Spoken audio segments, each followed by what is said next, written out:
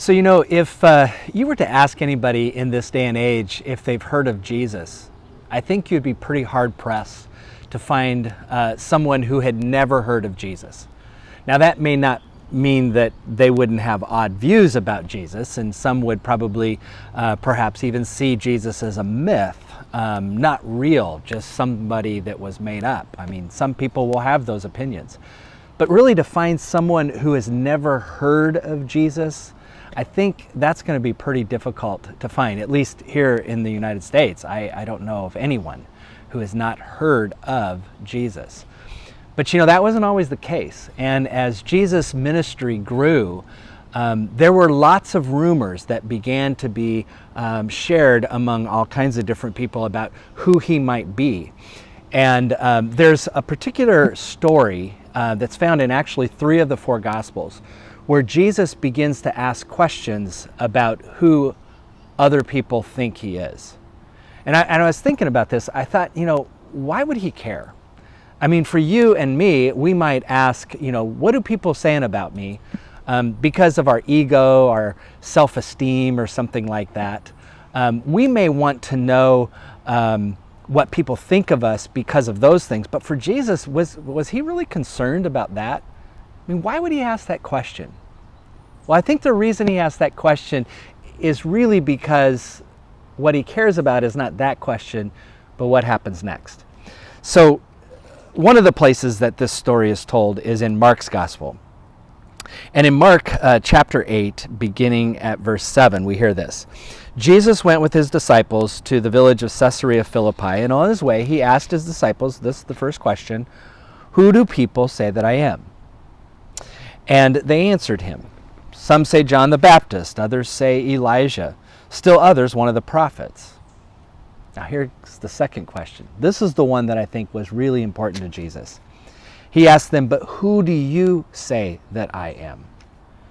And Peter said, "You are the Messiah, the Son of the living God."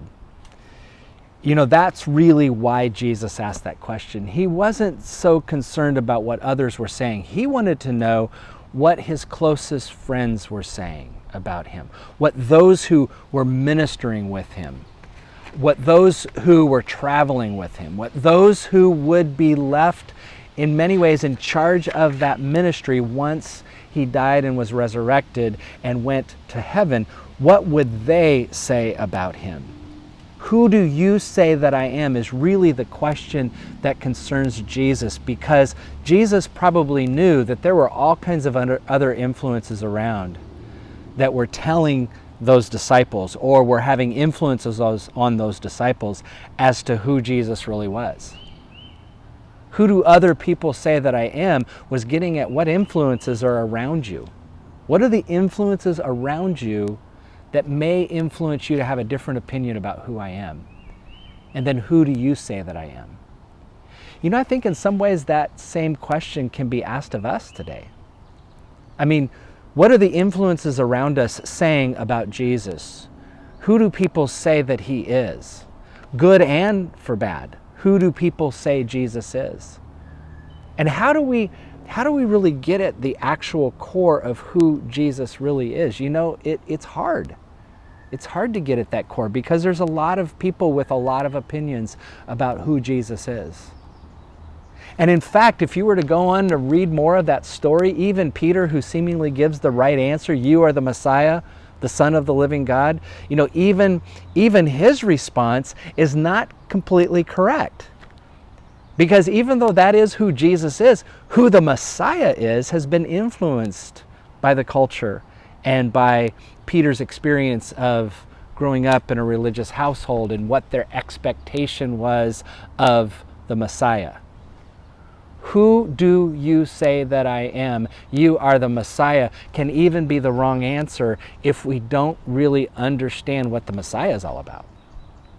And that's why for Jesus it was so important for those disciples to look and to listen closely to actually what Jesus was saying. Even over and above the traditions about the Messiah, what do you actually see in me? The self-sacrifice, the servanthood, the not needing a throne to be crowned upon. You see, all those things were things that they had to process in order to understand Jesus as the Messiah as he was versus Jesus as the Messiah as they expected him to be. You know, for you and I, there's a lot that we have to wade through within our culture, even within our religious upbringings, that may be counter to what and who Jesus actually is. And it's going to take us really diving in to understanding Jesus, really paying attention to what he actually said and what he actually did to understand who Jesus is. You know, that becomes the core question of our faith. How we answer that question, who do you say I am, becomes the core to our faith. And if we can begin to see that Jesus, the one who is the Messiah, was a servant leader, one who was willing to sacrifice his own life for those he loved, one who was able to love the unlovable and the untouchable in his culture. If we can understand that that is who Jesus is, and then we claim him to be our Lord, the one who dictates what we do in our lives, we'll live differently. But if we continue to have an image of who Jesus is that is opposed to some of those things, then we're going to have a flawed understanding of faith. We're going to have a flawed understanding of how we are to live out our faith in Jesus. So perhaps take time. Take time to really ask yourself that question. Who do I really believe Jesus is? And what influences me to believe that way? And to perhaps take time. I mean, we've got the summer months. Perhaps take time to go back and really read those gospel stories and see what Jesus actually did and how he actually treated people and those things that he said and how he challenged those disciples. And maybe we'll come to a more full understanding and we will understand what it means to call him Lord.